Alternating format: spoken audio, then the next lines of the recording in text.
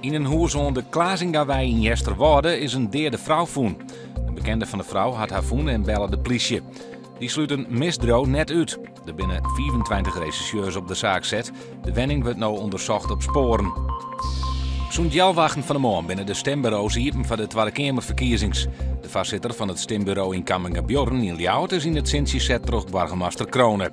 De 81-jarige Wiebe Olijnsma is al 60 jaar vrijwilliger bij de verkiezings. Op het Boskien Bitgemolen is van de morgen een touringcar van Arriva achterop een streekbus van Connection botst. Bij de botsing raken 2 mensen verwonden. Het gaat om een van de chauffeurs en een passagier. Beide hadden nekklachten en binnen voor onderzoek naar het ziekenhuis gebracht. Op een Waadzee wordt op het stuit een groot onderzoek uitgevoerd naar de effecten van de garnalenvisserij van de zeebaaien. Het onderzoek wordt diend door de Universiteit van Wageningen. Zo wordt vastgesteld wat voor visvergunningen de garnalenviskers uit 2 jaar krijgen.